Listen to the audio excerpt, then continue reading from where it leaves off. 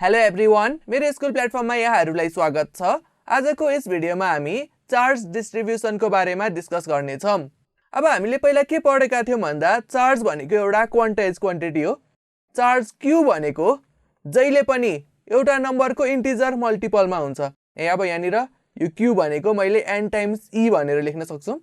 यहाँनिर यो n भनेको चाहिँ नेचुरल नम्बर हुन्छ अथवा यो पोजिटिभ इन्टिजर हुन्छ। सो n को भ्यालु के पोसिबल छ भन्दाखेरि n चाहिँ कि त 1 पोसिबल छ, कि त 2, कि त 3 यसरी हुँदै हुँदै जान्छ है। यस्तो 1.2, 1.6 अथवा 2.4 यस्तो भ्यालुहरु चाहिँ n को पोसिबल हुँदैन। So n is the member of natural number भनेर हामी लिन सक्छौं। अनि यहाँनिर यो e भनेको चाहिँ चार्ज अफ इलेक्ट्रोन भयो। सो चार्ज अफ इलेक्ट्रोन भनेको 1.6 × 10⁻⁻19 कुलम हुन्छ। हामी यहाँनिर साइन राख्दैनौं, यो साइनले यो पोजिटिभ अथवा नेगेटिभ चार्ज भनेर छुटाउँछ। सो यो 1.6 × 10⁻⁻19 कुलमकै इन्टिजर मल्टिपलमा चाहिँ चार्ज चाहिँ प्रेजेन्ट हुन्छ है। सो यसरी यो प्रपर्टी होल्ड गर्ने भएको हुनाले चार्ज चाहिँ एउटा डिस्क्रिट क्वान्टिटी हो भनेर हामी लिने गर्छौं। अब जस्तो एउटा कुनै चार्ज छ, यो q भन्ने चार्ज, र यसले चाहिँ यो पोइन्टमा कति इलेक्ट्रिक फिल्ड क्रिएट गर्छ त त्यो हामी सजिलै निकाल्न सक्छौं। यो चार्जले यो पोइन्टमा क्रिएट गर्ने इलेक्ट्रिक फिल्ड त्यो भनेको electric field E = q divided by 4 times epsilon naught times r² हुन्छ। यहाँनिर यो r भनेको चाहिँ नि यो q चार्जदेखि p पोइन्ट सम्मको डिस्टेन्स भयो। सो यति डिस्टेन्सलाई चाहिँ हामी r भनेर भन्न सक्छौं। अब एउटा चार्ज हुँदाखेरि हामीले इलेक्ट्रिक फिल्ड त यो फर्मुला लगाएर निकाल्न सक्छौं। अब यहाँनिर मल्टिपल चार्जेस छ भने के गर्ने त है। सो यसरी मल्टिपल चार्जेसहरु छ भने हामीले के गर्नुपर्छ भन्दा सुरुमा यो इन्डिभिजुअल चार्जले यो पोइन्टमा कति इलेक्ट्रिक फिल्ड क्रिएट गर्छ त्यो निकाल्छौं। अनि यो सबै चार्जेसले गर्दाखेरि यो पोइन्टमा हुने इलेक्ट्रिक फिल्डको भेक्टर सम निकाल्छौं। सो यहाँनिर charge q1, q2, q3, q4, q5 छ। सो q1 चार्जले यो पोइन्टमा क्रिएट गर्ने इलेक्ट्रिक फिल्ड यदि E1 हो भने है, त्यसैगरी q2 चार्जले यो पोइन्टमा क्रिएट गर्ने इलेक्ट्रिक फिल्ड E2 हो भने, त्यसैगरी q3 चार्जले p पोइन्टमा क्रिएट गर्ने इलेक्ट्रिक फिल्ड E4 हो भने, अनि q4 ले E4 इलेक्ट्रिक फिल्ड p पोइन्टमा क्रिएट गर्यो भने, त्यसैगरी q5 चार्जले E5 इलेक्ट्रिक फिल्ड चाहिँ q पोइन्टमा क्रिएट गर्यो भने, अब यो p पोइन्टको रिजल्टेन्ट इलेक्ट्रिक फिल्ड यो EP भनेको चाहिँ नि यो सबै इलेक्ट्रिक फिल्डको समसँग बराबर हुन्छ। अब यहाँनिर अर्को चार्ज थपियो, सपोज q6 भन्ने चार्ज थपियो भने अब रिजल्टेन्ट इलेक्ट्रिक फिल्डमा अर्को एउटा टर्म पनि थपिन्छ, यो E6 भन्ने टर्म है। सो यसरी चाहिँ हामीले यो डिस्क्रिट चार्जले गर्दाखेरि कुनै पनि पोइन्टको इलेक्ट्रिक फिल्ड चाहिँ निकाल्न सक्छौं। अब यहाँनिर के कुरामा प्रब्लम आइदिन्छ भन्दाखेरि जस्तो मसँग एउटा कन्डक्टर छ। अब कन्डक्टरमा त मैले सर्टेन चार्ज राखे भने यहाँनिर लार्ज नम्बर अफ चार्ज हुन्छ। अब यो चार्जको अर्डर चाहिँ एकदमै हैन थाउजन्ड्स मिलियन्समा छ भने अब मैले त यहाँनिर यो मिलियन्स वटा इलेक्ट्रिक फिल्ड निकाल्नु पर्यो अनि तिनीहरुको भेक्टर एडिसन गर्नु पर्यो है। सो यसरी मैले इलेक्ट्रिक फिल्ड निकाल्दाखेरि मलाई अलिकति कम्प्लिकेटेड हुन सक्छ, हाम्रो क्याल्कुलेसन चाहिँ एकदमै भास्ट हुन सक्छ है। सो अब यो चार्ज चाहिँ नि एउटा डिस्क्रिट क्वान्टिटी हुँदा हुँदै पनि हामी चाहिँ हैन जब एउटा कुनै कन्डक्टर छ त्यसमा चाहिँ एकदमै लार्ज नम्बर अफ चार्जेस चाहिँ रिसाइड गरिरहेको छ भने अब त्यो चार्ज चाहिँ अब एउटा कन्टिन्युअस चार्ज जस्तो चाहिँ बिहेभियर देखाउँछ भनेर हामीले चाहिँ अब एज्युम गर्छौं है। सो डिस्क्रिट हुँदा हुँदै पनि हामीले चाहिँ यो चार्ज डिस्ट्रिब्युसन चाहिँ अब कन्टिन्युअस छ भनेर एज्युम गर्यौं भने हामीलाई चाहिँ यो यस्तो केसेसहरु जहाँ चाहिँ अब लार्ज नम्बर अफ चार्जेसहरु छ त्यसले गर्दाखेरि प्रोड्युस हुने इलेक्ट्रिक फिल्ड निकाल्न सजिलो हुन्छ है। सो हामी अब यो कन्टिन्युअस चार्ज डिस्ट्रिब्युसनको कन्सेप्ट चाहिँ सिक्ने छौं।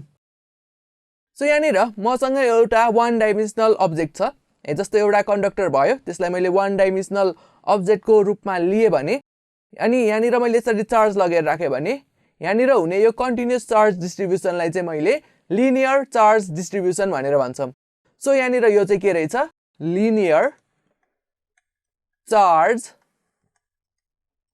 डिस्ट्रिब्युसन।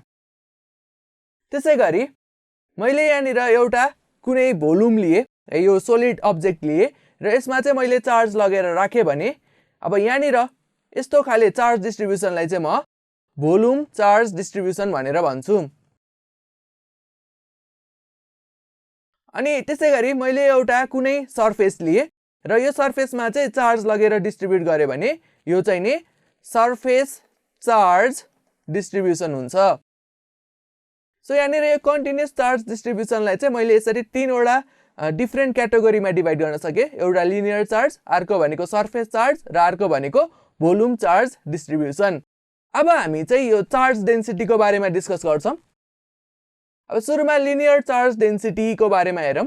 अब यो लिनियर चार्ज डेन्सिटी भनेको चाहिँ लिनियर चार्ज डिस्ट्रिब्युसनको लागि क्याल्कुलेट गरिन्छ।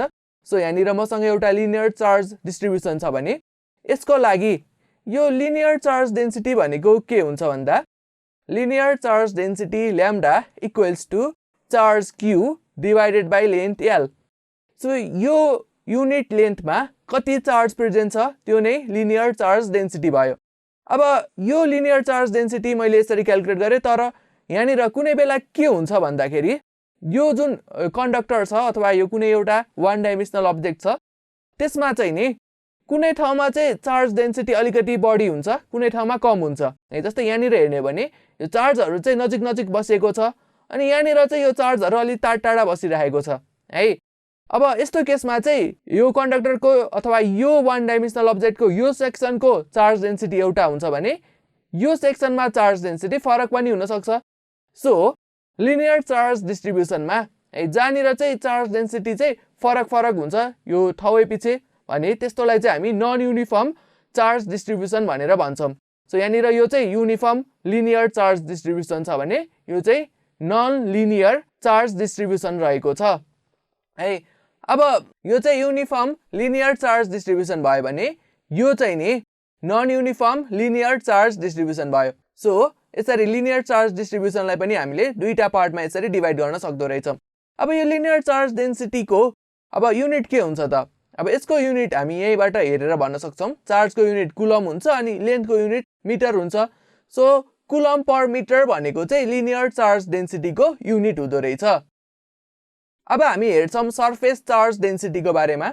हामीसँग कुनै एउटा टु डाइमेन्सनल अब्जेक्ट छ, जस्तै एउटा सिट भयो, पेपरको सिट अथवा मेटलको सिट भयो र त्यसमा मैले चार्ज लगेर राखे भने यहाँनिर चार्जको डिस्ट्रिब्युसनलाई नै म सरफेस चार्ज डिस्ट्रिब्युसन भन्छौं र यस्तो चार्ज डिस्ट्रिब्युसनको लागि चाहिँ हामी सरफेस चार्ज डेन्सिटी अथवा सिग्मा चाहिँ क्याल्कुलेट गर्छौं। अब यो सिग्मा हामी कसरी डिफाइन गर्न सक्छौं भन्दा सिग्मा भनेको चार्ज क्यू डिवाइडेड बाइ ए।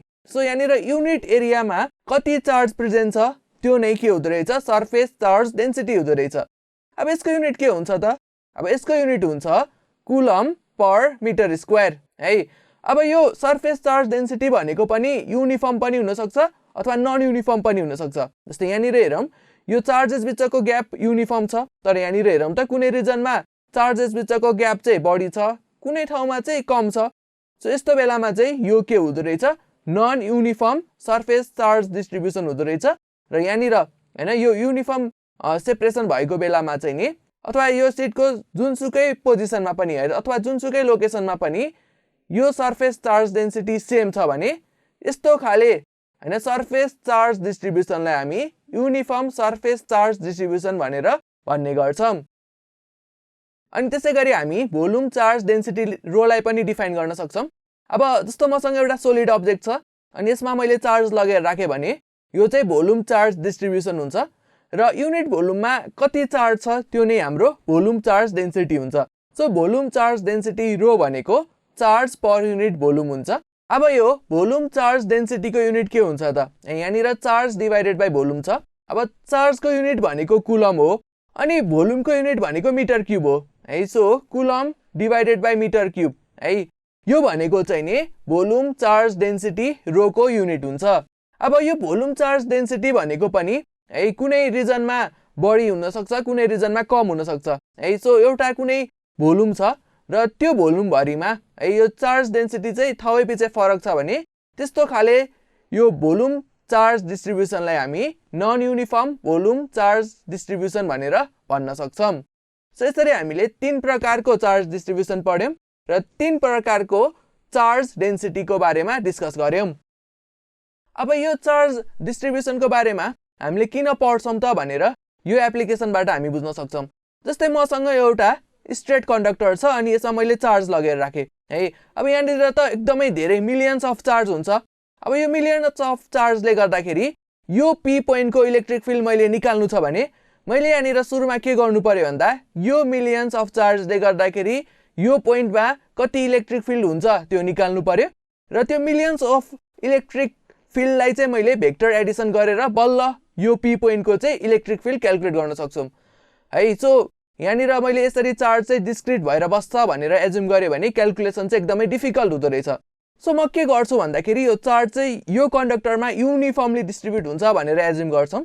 अब यो युनिफर्मली डिस्ट्रिब्युट हुन्छ भनेर एज्युम गरिसकेपछि म अब यो पोइन्टको इलेक्ट्रिक फिल्ड निकाल्न जाँदैछु भने अब सबैभन्दा सुरुमा म एउटा स्मल लेन्थ लिन्छु। यो स्मल लेन्थलाई चाहिँ मैले डिएल भनेको छु। अब यो डिएल लेन्थले यो पी पोइन्टमा कति इलेक्ट्रिक फिल्ड क्रिएट गर्छ त त्यो म निकाल्छु अनि त्यो इलेक्ट्रिक फिल्डलाई चाहिँ म डिई भनेर भन्छु है। अनि यहाँनिर यो चार्ज चाहिँ के छ कन्टिन्युअस डिस्ट्रिब्युसनमा छ। सो यहाँनिर यो ल्याम्डा भनेको चाहिँ नि के हुने भयो लिनियर चार्ज डेन्सिटी हुने भयो है। यो भनेको चार्ज पर युनिट लेन्थ हुन्छ। अब डिएल लेन्थमा कति चार्ज हुन्छ सो डिएल लेन्थमा हुने चार्ज भनेको ल्याम्डा इन्टु डिएल हुन्छ। सो यति सेगमेन्टमा चाहिँ कति चार्ज रहेछ यति चार्ज रहेछ। अब यति चार्जले यो पी पोइन्टमा कति इलेक्ट्रिक फिल्ड क्रिएट गर्छ त है त्यसले क्रिएट गर्ने इलेक्ट्रिक फिल्ड डिई म यसको म्याग्निट्युड कति लेख्न सक्छु भन्दाखेरि यो म लेख्न सक्छु चार्ज भनेको lambda into DL divided by 4 pi times epsilon naught times R square है। सो मैले यो यति सेगमेन्टले यहाँनिर कति इलेक्ट्रिक फिल्ड क्रिएट हुन्छ यो फर्मुला युज गरेर निकाले। अब म के गर्छु भन्दाखेरि म अर्को डिएल सेगमेन्ट लिन्छु। सो यहाँनिर अर्को डिएल सेगमेन्ट लिए अनि यो डिएल सेगमेन्टले पनि यो पोइन्टमा कति इलेक्ट्रिक फिल्ड क्रिएट गर्छ यसरी नै निकाल्छु है। अनि त्यसै गरी मैले यो स्मल सेगमेन्टबाट यो निक्लेको यो सबै इलेक्ट्रिक फिल्डलाई मैले एड गर्दै गएँ भने यो पोइन्टको इलेक्ट्रिक फिल्ड चाहिँ मैले निकाल्न सक्छु। अब यहाँनिर कन्डक्टरमा चार्ज चाहिँ युनिफर्म डिस्ट्रिब्युट भएको हुनाले यो पी पोइन्टको रिजल्टेन्ट इलेक्ट्रिक फिल्ड भनेको है यसको म्याग्निट्युड चाहिँ म के लेख्न सक्छु भन्दा line integration of lambda into DL divided by 4 pi times epsilon naught times R square.